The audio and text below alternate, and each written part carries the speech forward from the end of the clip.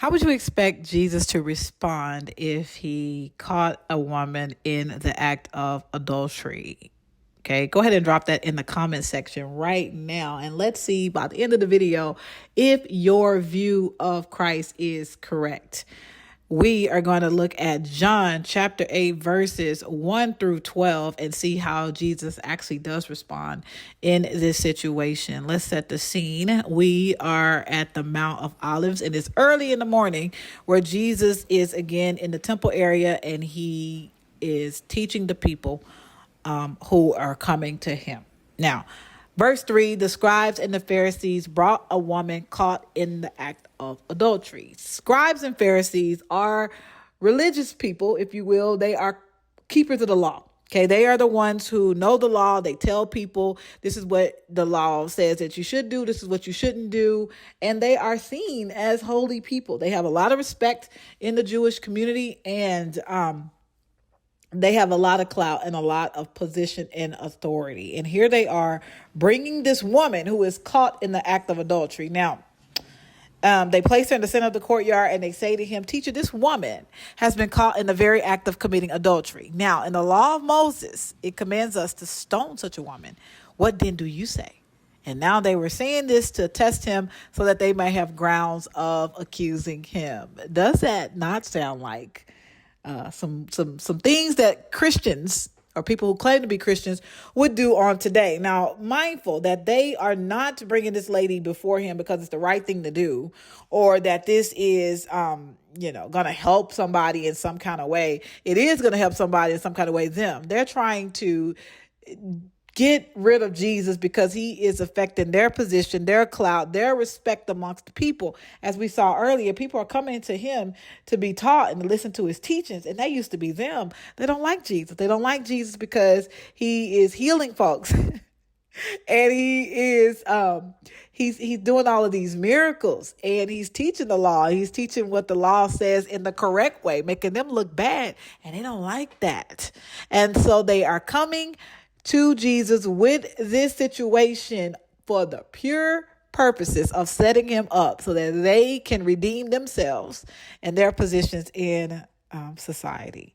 Now, they believe that either way, Jesus is going to be caught. If Jesus says, "Let the lady go," then the record is going to scratch and the gasp is going to happen because you are going against the law of Moses. You call yourself a prophet and a teacher. People, this man, it would have been all kind of proclamations like that. And the folks would have, let him have it because the law of Moses is king around there. We don't go against the law of Moses. And if Jesus would have said to stone her, it would have been the same reaction from people who have witnessed this man with forgiveness and compassion and love. Not only that, you don't have the authority as a citizen, just a regular, you're not even a citizen of Rome. The Roman government has to carry out those type of executions, and they were not for it, not for adultery. And so it would have been a problem either way for Jesus. And so they got the perfect scenario. This is going to get rid of him. This is going to get us back to the position that we need to be in. And Jesus stoops down and writes on the ground with his finger. Now, I don't know what he is writing. I'm not going to speculate. Nowhere does it tell us what he is writing, but they are constantly persisting him with asking him, what should they do? What should we do? And Jesus straightened up and he says to them, "He who is without sin among you, let him be the first to throw a stone at her." And then he stoops back down and writes on the ground. Now, that translates as he who is without this particular sin or a sin like it can cast the first stone, as that's what's required by the law anyway. The law says if you're witnesses, you're supposed to begin the process here. And I'm going to go ahead and write in the ground and give y'all time to figure out which one of y'all going to go first, because surely out of you holy people, all of y'all, if not most of y'all, meet the criteria to begin the process and start casting the stone, as you are without guilt of committing this sin yourself. And so we see in verse 9 that as they hear this, they begin leaving one by one, beginning with the older ones.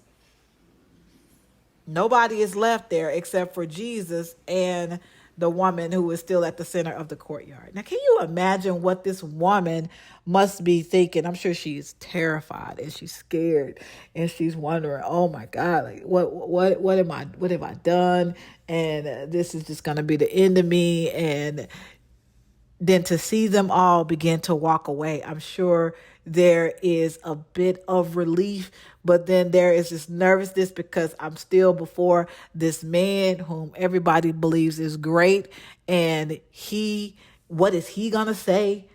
And Jesus straightens up and he says, woman, where are they?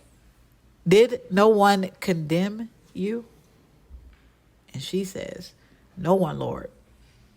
And Jesus says, I do not condemn you either. Go from now on, do not sin any longer. His response, was it what you thought it would be?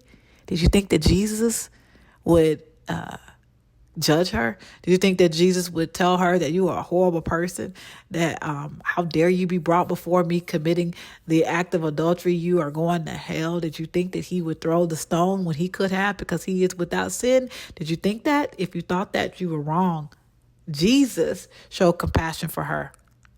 And he said, go and sin no more. He doesn't condone it. I'm not saying what you did is right. What I'm saying is I am not going to condemn you either. In John 3:17, right after Jesus said that for God so loved the world that he gave his only begotten son, that whosoever believed in him shall not perish but have everlasting life, he then says that the Son of Man did not come into this world to condemn it but to save it. All right. I am not here. This was not on my agenda today to condemn, or at any time to condemn anybody for sins, of which I am coming to save all of y'all from y'all sins. I know she's a sinner. I know you one. That's not why I'm here. I'm here to save you from them. And as followers of Christ, we are called to be disciples, make disciples of all the nations, and we should be bringing people to Christ so that they can be saved. So if Christ wouldn't condemn her for her sins, we shouldn't condemn anybody for their sins. We don't condone sin. We don't condemn. We show compassion because compassion has been shown to us as sinners in grace, and we love on people so that they can come to Christ, who wants to save them and can save them from their sins. If this video was helpful in any way, please like this video and subscribe to this channel for more Bible teachings and lessons that's going to help you grow in the Word of God. As always, I want to thank you so much for watching and for listening. We'll see you next time. Bye.